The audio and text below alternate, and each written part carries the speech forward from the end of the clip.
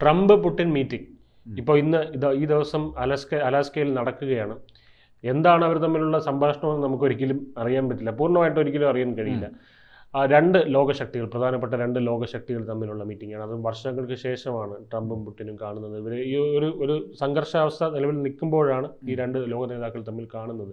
പക്ഷേ പല ഈ ചർച്ചയുടെ അജണ്ടകളിൽ ഒരെണ്ണം പുടിൻ തൻ്റെ സുഹൃത്തായിട്ടുള്ള അല്ലെങ്കിൽ റഷ്യ തൻ്റെ സുഹൃത്തായിട്ടുള്ള ഇന്ത്യക്ക് വേണ്ടിയുള്ള ഒരു അഡ്വക്കസി അല്ലെങ്കിൽ അത്തരത്തിലുള്ള ഒരു വാദവുമായിട്ടാണ് അവർ ഇന്ത്യക്ക് വേണ്ടിയുള്ള ഒരു ഇതുമായിട്ടാണ് പോകുന്നത് എന്നാണ് പറയുന്നത്. അത്തരത്തിൽ അത് എത്രത്തോളം ശരിവയ്ക്കാൻ പറ്റും? ഇപ്പോൾ ഇന്ത്യ അമേരിക്ക വ്യാപാര യുദ്ധം നിലനിൽക്കുകയാണ്. അമേരിക്ക ഏകപക്ഷീയമായി ഇന്ത്യക്കെതിരെ 25% നികുതി ആദ്യം പ്രഖ്യാപിച്ചു. പിന്നെ റഷ്യയിൽ നിന്ന് ക്രൂഡ് ഓയിൽ വാങ്ങുന്നതിൻ്റെ പേരിൽ 25% കൂടി പ്രഖ്യാപിച്ചു. അത് ഈ ഓഗസ്റ്റ് 28-ാം തീയതി അത് നിലവിൽ വരും. മൊത്തം 50% നികുതി എന്നുള്ളത് ഇന്ത്യയെ സംബന്ധിച്ചൊട്ടും അംഗീകരിക്കാൻ പറ്റാത്ത ഒരു സാഹചര്യമാണ്. പക്ഷേ ഇക്കാര്യത്തിൽ ഇന്ത്യ ഒരു കാരണവശാലും അമേരിക്കയുടെ കാല് പിടിക്കാൻ പോയിട്ടില്ല. മറ്റ് രാജ്യങ്ങൾ, ഇപ്പോൾ ദക്ഷിണ കൊറിയയുടെ കാര്യം എടുക്കാം. അവർ ഇതേപോലെ നികുതി വന്നപ്പോൾ അവർ ട്രംപിനെ സൂചിപ്പിക്കാൻ വേണ്ടി ചില ഇളവുകൾ അവിടെ രാജ്യത്ത് പ്രഖ്യാപിച്ചു. പ്രത്യേകിച്ചും അവിടുന്ന് വരുന്ന അമേരിക്കയിൽ നിന്ന് വരുന്ന മാംസ ഇറക്കുമതിക്ക് വലിയ രീതിയിലുള്ള ഇളവുകൾ കൊടുത്തു.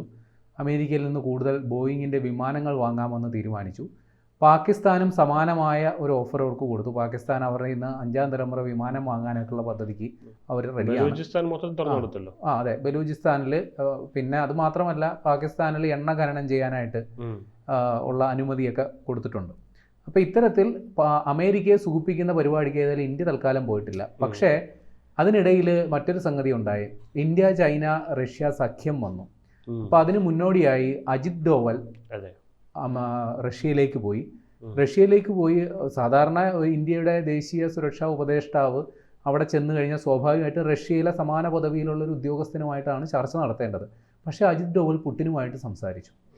പുടിൻ തൊട്ടടുത്ത് നരേന്ദ്രമോദിയെ ഫോണിൽ വിളിച്ച് കാര്യങ്ങൾ ചോദിച്ച് മനസ്സിലാക്കി. പുടിൻ മാത്രമല്ല, നരേന്ദ്രമോദിയെ തേടി പല ഫോൺ കോളുകൾ വന്നു. അതിലൊന്ന് നമ്മുടെ ഇസ്രായേൽ പ്രധാനമന്ത്രി ബെഞ്ചമിൻ നെതന്യാഹുവിൻ്റെ ആയിരുന്നു. മറ്റൊന്ന് ബ്രസീൽ പ്രസിഡൻറ്റിൻ്റെ ആയിരുന്നു. അപ്പോൾ ട്രംപിന് ഇപ്പോൾ അപകടം മണത്തു. കാര്യം ഇന്ത്യ പഴയ ഇന്ത്യ അല്ല. പഴയ ഇന്ത്യ അമേരിക്കയ്ക്ക് വിധേയനായിരുന്നു. അമേരിക്ക പറയുന്നതിന് റാൻ മൂളികളായിരുന്നു ഇന്ത്യയിലെ ഭരണകൂടം. പക്ഷേ ഇന്ത്യ ഇന്നിപ്പോൾ മാറി. ഇന്ത്യ വലിയൊരു സാമ്പത്തിക ശക്തിയാകുന്നു, വലിയൊരു സൈനിക ശക്തിയാകുന്നു. ഇന്ത്യയുടെ ഭരണത്തിൻ്റെ അല്ലെങ്കിൽ ഭരണകൂടത്തിൻ്റെ രീതികളും നയങ്ങളും ഒക്കെ മാറി. അപ്പോൾ വരുതിയിൽ നിൽക്കുന്ന ഒരു ഭരണകൂടവുമല്ല ഇന്ത്യയിലുള്ളതെന്ന് ട്രംപ് വൈകിയാണെങ്കിൽ ഇപ്പം മനസ്സിലാക്കിയിട്ടുണ്ടെന്നാണ് പിടികിട്ടുന്നത്. ഇനി എന്തുകൊണ്ട് പുടിൻ ഇന്ത്യക്ക് വേണ്ടിയിട്ടാണ് ട്രംപിനെ കാണുന്നത് എന്നുള്ളത് ട്രംപ് തന്നെയാണ് പറയുന്നത്. അതായത് ഇന്ത്യക്കെതിരെ ഏർപ്പെടുത്തിയ നികുതി അത് റഷ്യയിൽ നിന്ന് എണ്ണ വാങ്ങുന്നതിൻ്റെ പേരിലാണല്ലോ. അപ്പോൾ റഷ്യ ഇപ്പോൾ ഭയപ്പെടുന്നു, അവരുടെ ഏറ്റവും വലിയ 2ാമത്തെ കസ്റ്റമർ നഷ്ടപ്പെടുമോ എന്നൊരാശങ്ക അവർക്കുണ്ട്. വൈകാതെ അവരുടെ 1ാമത്തെ കസ്റ്റമർ നഷ്ടപ്പെടും. അത് ചൈനയാണ് ഉദ്ദേശിക്കുന്നത്. അപ്പോൾ ഈ ഭയം മൂലമാണ് പുടിൻ എന്നെ കാണാൻ വരുന്നത് എന്നാണ് അമേരിക്കൻ പ്രസിഡന്റ് ട്രംപ് പറയുന്നത്. വാസ്തവത്തിൽ ഇന്ത്യ റഷ്യയിൽ നിന്ന് എണ്ണ ഇറക്കുമതി ചെയ്യുന്നത് നിർത്തിവെക്കാൻ തൽക്കാലം ഉദ്ദേശിച്ചിട്ടില്ല. ഇന്ത്യയിലെ, അതായത് ഈ വ്യാപാര യുദ്ധം അതിൻ്റെ സാധ്യതകളെക്കുറിച്ച് ഇങ്ങനെ ചർച്ചകൾ വന്നപ്പോൾ തന്നെ ഇന്ത്യയിലെ പൊതുമേഖലാ എണ്ണ കമ്പനികൾ താൽക്കാലികമായി റഷ്യയിൽ നിന്നുള്ള എണ്ണ വാങ്ങുന്നത് താൽക്കാലികമായി നിർത്തിവെച്ചു. എന്ന് വെച്ചാൽ അതിൻ്റെ അർത്ഥം എന്നേക്കുമായി റഷ്യയുമായിട്ടുള്ള ബന്ധം വേർപെടുത്തുന്നു എന്നർത്ഥമില്ല. പക്ഷേ ഇന്ത്യയിലെ സ്വകാര്യ വിതരണ ശൃംഖല, കൃത്യമായി പറഞ്ഞാൽ റിലയൻസ്, നയര, അതേപോലെയുള്ള സ്വകാര്യ വിതരണ ശൃംഖല റഷ്യയിൽ നിന്ന് തന്നെയാണ് എണ്ണ ഇറക്കുമതി ചെയ്യുന്നത്. ഇപ്പോൾ റിലയൻസ് വേണ്ടെന്ന് വെച്ചാൽ പോലും നയരയ്ക്ക് റഷ്യയെ കളയാൻ പറ്റില്ല. കാര്യം നയര എന്ന് പറയുന്നത് റഷ്യൻ കമ്പനിയാണ്. അവിടുത്തെ റോസ്നെഫ്റ്റ് എന്ന് പറയുന്ന പൊതുമേഖലാ എണ്ണ കമ്പനിയുടെ ഒരു സബ്സിഡിയറിയാണ് ഗുജറാത്ത് ആസ്ഥാനമായി പ്രവർത്തിക്കുന്ന നയര. അപ്പോൾ അവിടെ നിന്നുള്ള എണ്ണ നയര വഴി ഇവിടെ ഇന്ത്യയിൽ എത്തുമെന്നുള്ള കാര്യം ഉറപ്പാണ്. അതുമാത്രമല്ല, അവിടുന്ന് ഏതാണ്ട് ബാരലിന് $60 കിട്ടുന്ന എണ്ണ ഇവിടെ സംസ്കരിച്ച് അത് വാങ്ങിക്കൊണ്ട് പോകുന്നത് യൂറോപ്യൻ രാജ്യങ്ങളുമാണ്. ഇതൊന്നും അറിയാത്ത ആളല്ല ട്രംപ് ഒരു പരിധിവരെ ഇതിനെ പ്രോത്സാഹിപ്പിച്ച ആളും കൂടിയാണ്. റഷ്യ വലിയൊരു എണ്ണ ഉൽപ്പാദക രാജ്യമാണ്. യൂറോപ്യൻ രാജ്യങ്ങൾക്ക് എണ്ണ ഈ മിഡിൽ ഈസ്റ്റ് രാജ്യങ്ങളിൽ നിന്ന് വാങ്ങുന്നതിനേക്കാൾ എളുപ്പവും ലാഭവും റഷ്യയിൽ നിന്ന് വാങ്ങുന്നതായിരുന്നു. പക്ഷേ അമേരിക്ക അല്ലെങ്കിൽ യൂറോപ്യൻ യൂണിയൻ റഷ്യക്കെതിരെ ഉപരോധം പ്രഖ്യാപിച്ചപ്പോൾ യൂറോപ്യൻ രാജ്യങ്ങൾക്ക് എണ്ണ കിട്ടുന്നില്ലായിരുന്നു. അപ്പോൾ അവർക്കിടയിലുള്ള ഒരു ലിങ്ക് ആയിരുന്നു വാസ്തവത്തിൽ ഇന്ത്യ. അപ്പോൾ അതുകൊണ്ട് ഇന്ത്യ റഷ്യയിൽ നിന്ന് എണ്ണ വാങ്ങുന്നതിനെ അമേരിക്ക വലിയ രീതിയിൽ പിന്തുണച്ചുകൊണ്ടിരുന്നു. എന്നിട്ടാണ് പിന്നെ സൗകര്യപൂർവ്വം പ്ലേറ്റ് മാറ്റിയത്. ഇപ്പോഴും ചില യൂറോപ്യൻ രാജ്യങ്ങൾ റഷ്യയിൽ നിന്ന് എണ്ണ വാങ്ങുന്നുണ്ട്, ചൈനയും വാങ്ങുന്നുണ്ട്. പക്ഷെ അവർക്കൊന്നും ഇല്ലാത്ത നികുതിയും പ്രതികാര നടപടിയുമാണ് ഇന്ത്യക്കെതിരെ ഉണ്ടായത്. അപ്പോൾ ഇപ്പോൾ ട്രംപ് പറഞ്ഞു വെക്കുന്നതും കൂട്ടി വായിക്കണം. അതായത് ട്രംപ് പറയുന്നത് ഇങ്ങനെയാണ്, വ്ളാഡിമിർ പുടിൻ വരുന്നത് അവരുടെ എണ്ണ കച്ചവടം നിലയ്ക്കും എന്നുള്ള ആശങ്ക മൂലമാണ് എന്നുള്ളത്. അങ്ങനെ ഇപ്പോൾ ട്രംപ് അങ്ങനെ ധരിച്ചെങ്കിൽ തന്നെ അത് ഇന്ത്യക്ക് നല്ല കാര്യം തന്നെയാണെന്നേ പറയാനൊക്കെയുള്ളൂ. കാര്യം ഇന്ത്യ ഇക്കാര്യത്തിൽ അമേരിക്കയ്ക്ക് വിധേയപ്പെടുന്ന ഒന്നും ചെയ്തിട്ടില്ല. ഇന്ത്യയുടെ നിലപാടുകൾ കൃത്യമായി വ്യക്തമാക്കിയിട്ടുണ്ട്. പക്ഷേ പുടിൻ ഇന്ത്യക്ക് വേണ്ടി സംസാരിക്കുന്നെങ്കിൽ അത് ഇന്ത്യക്ക് സന്തോഷമുള്ള കാര്യം തന്നെയാണ്. കാര്യം അമേരിക്ക എന്ന് പറയുന്ന ഒരു വിപണി നഷ്ടപ്പെടുന്നത് ഇന്ത്യയെ സംബന്ധിച്ച് സാമ്പത്തികപരമായ അത്ര നല്ല കാര്യമൊന്നുമല്ല. നമുക്ക് മറ്റ് ബദൽ മാർഗങ്ങൾ ഉണ്ടെങ്കിൽ തന്നെയും അതൊക്കെ പ്രാവർത്തികമായി വരാൻ സമയമേറെ എടുക്കും. നമുക്ക് ഏറെയുമുള്ളത് കാർഷിക വിഭവങ്ങളാണ്, അത് കെട്ടിക്കിടന്നാൽ നശിച്ചു പോകത്തേ ഉള്ളൂ. അപ്പോൾ അതിന് അടിയന്തരമായ വിപണി കണ്ടെത്തുക എന്നുള്ളത് വളരെ പ്രധാനമാണ്. അമേരിക്ക ഒരു റെഡി മാർക്കറ്റ് കൂടിയാണ്. കാരണം അവിടെ ഈ മൂന്നാം ലോക രാജ്യങ്ങളിൽ നിന്ന് കുറഞ്ഞ വിലയിൽ കിട്ടുന്ന ഉൽപ്പന്നങ്ങളാണ് അവിടെ വിപണിയിൽ ഏറിയ പങ്കും വിറ്റഴിക്കപ്പെടുക. അവിടെയെല്ലാം ഈ മുന്തിയ ഹൈ ക്ലാസ് സാധനങ്ങൾ മാത്രമേ ഉള്ളൂ. പക്ഷേ അത് ഇങ്ങോട്ട് കൊണ്ടുവരണമെന്നാണ് ട്രംപ് ആഗ്രഹിക്കുന്നത്. അത് ഇവിടെ ചിലവാകില്ല എന്നുള്ളത് മറ്റൊരു കാര്യം. അപ്പോൾ ഇത്തരത്തിൽ ഉള്ള നിലപാടാണ്. ഇനി ട്രംപ്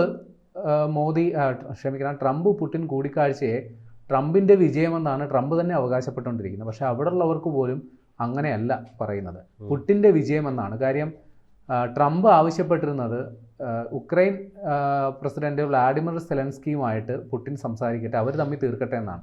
പക്ഷേ പുടിൻ പറഞ്ഞു എനിക്കതിന് സൗകര്യമില്ല, പറ്റുമെങ്കിൽ എൻ്റെ വ്യവസ്ഥകൾ അംഗീകരിച്ചുകൊണ്ട് എന്നോട് ചർച്ച ചെയ്യാം. അങ്ങനെ പുടിൻ നേരെ അമേരിക്കയ്ക്ക് പോവുകയാണ്, അലാസ്കയിലേക്ക് പോവുകയാണ്. റഷ്യ ആവശ്യപ്പെടുന്നത് 4 പ്രവിശ്യകൾ അവർക്ക് വേണമെന്നാണ്. പിന്നെ നേരത്തെ കൈവശപ്പെടുത്തിയിരുന്ന ക്രിമിയയും, മൊത്തം 5 പ്രവിശ്യകൾ വേണം. ഇക്കാര്യത്തിൽ ഇനിയിപ്പോൾ പെട്ടു നിൽക്കുന്നത് ട്രംപാണ്. കാര്യം ട്രംപിന് ഈ യുദ്ധം എത്രയും പെട്ടെന്ന് അവസാനിപ്പിച്ചേ മതിയാവും. കാര്യം ഇന്ത്യയുമായിട്ടുള്ള ബന്ധം പിരിയുന്നത് അമേരിക്കയ്ക്ക് ചിന്തിക്കാൻ പറ്റില്ല. ട്രംപിൻ്റെ സ്വാർത്ഥ താല്പര്യമാണ് ഇതിൻ്റെയൊക്കെ പിന്നിൽ. പക്ഷേ അവിടെയുള്ള ബുദ്ധിയുള്ള ആളുകളൊക്കെ ട്രംപിനെ ഉപദേശിക്കുന്നുണ്ട്. അപ്പോൾ യുദ്ധം നീണ്ടുപോയി, അതിൻ്റെ പേരിൽ അതിൻ്റെ പ്രശ്നം വന്നു കഴിഞ്ഞാൽ ഉറപ്പായിട്ട് ഇന്ത്യയായിട്ടുള്ള ബന്ധം പിരിയും. അപ്പോൾ ഈ യുദ്ധം എത്രയും പെട്ടെന്ന് അവസാനിപ്പിക്കണം. പിന്നെ അവിടെ ഉക്രൈനിലുണ്ടാകുന്ന മനുഷ്യനാശം അതൊരു ഘടകമാണ്. ഈ പഴയ അമേരിക്കയിൽ ഇപ്പോൾ യുദ്ധങ്ങൾ സ്പോൺസർ ചെയ്ത് അവരുടെ സാമ്പത്തിക ശേഷി വല്ലാണ്ട് ക്ഷയിച്ചിട്ടുണ്ട്. ആ ഒറ്റ കാരണം കൊണ്ടാണ് അവർ അഫ്ഗാനിസ്ഥാനിൽ നിന്ന് പൊടിയും തട്ടിപ്പോയത്. അപ്പോൾ സമാനമായി ഇപ്പോൾ ഉക്രൈനിലെ യുദ്ധം സ്പോൺസർ ചെയ്തുകൊണ്ടിരിക്കുന്ന അമേരിക്കയാണ്. അവർക്ക് ഈ യുദ്ധം തുടർന്നു കൊണ്ടുപോകാൻ വലിയ താല്പര്യമൊന്നുമില്ല. അപ്പോൾ അത് എത്രയും പെട്ടെന്ന് അവസാനിപ്പിക്കുക എന്നുള്ളത് ഇപ്പോൾ അമേരിക്കയുടെ ആവശ്യമാണ്. അപ്പോൾ അതിനുവേണ്ടി ഇപ്പോൾ പുടിൻ പറയുന്ന ഒത്തുതീർപ്പ് വ്യവസ്ഥ എന്താണോ അതിന് യെസ് മൂളാനിരിക്കുകയാണ് ട്രംപ്. പക്ഷേ സെലൻസ്കി അത് സമ്മതിച്ചു കൊടുക്കണമെന്നില്ല. അതായത് ഉക്രൈൻ്റെ ഏതാണ്ട് 2/3 ഭാഗം അല്ലെങ്കിൽ 1/3 ഭാഗം എന്ന് തന്നെ വെച്ചോളൂ, അത്രയും വിട്ടുകൊടുത്തുകൊണ്ട് ഒരു ഒത്തുതീർപ്പ് ധാരണയ്ക്ക് നിൽക്കില്ല എന്നുള്ളതാണ് ഉക്രൈൻ്റെ നിലപാട്. അവരാവശ്യപ്പെടുന്ന പ്രവിശ്യകൾ വിട്ടുകൊടുത്തുകൊണ്ട് അത് അങ്ങനെ ഒരു പരിഹാരമാകണമെങ്കിൽ ഈ പ്രശ്നം തുടങ്ങിയ 2014 അന്നാണ് റഷ്യ ഈ പറയുന്ന ക്രിമിയ പിടിച്ചെടുത്തത്. 2022 രക്തരൂക്ഷിതമായ സംഘർഷങ്ങൾക്കൊക്കെ തുടങ്ങിയത്. അപ്പോൾ ഇത്തരത്തിൽ ഈ സ്ഥലം വിട്ടുകൊടുത്തുകൊണ്ടോ അല്ലെങ്കിൽ ആ പ്രവിശ്യകൾ വിട്ടുകൊടുത്തുള്ള പരിഹാരമാണെങ്കിൽ നേരത്തെ ആകാമായിരുന്നു. അവിടെ ഈ ഏറ്റുമുട്ടലിൻ്റെ ഇത്രയും രക്തം ചൊരിയേണ്ടതിൻ്റെ ഒരാവശ്യമില്ലായിരുന്നു. അപ്പോൾ അത്തരത്തിൽ ഒരു ഒത്തുതീർപ്പിന് വഴങ്ങില്ല എന്നുള്ളതാണ് ഉക്രൈൻ നിലപാടെടുത്തിരിക്കുന്നത്. പക്ഷേ ട്രംപ് അദ്ദേഹം ഇപ്പോഴും സ്വപ്നം കണ്ടുകൊണ്ടിരിക്കുന്നു. പറയുന്നത് ഇങ്ങനെയാണ്, പുടിൻ വരുന്നത് ഒത്തുതീർപ്പിനാണ്, ഞാൻ പറയുന്ന വ്യവസ്ഥകൾ അംഗീകരിച്ചേ പുടിന് മതിയാകൂ എന്നുള്ളതാണ്. പക്ഷേ പുടിൻ അവിടെ 8ൻ്റെ പണി കൊടുക്കാനാണ് വരുന്നതെന്നുള്ള കാര്യം നാളത്തെ പത്രവാർത്തകളിൽ, നാളത്തെ മാധ്യമ വാർത്തകളിൽ നമുക്ക് മനസ്സിലാവും.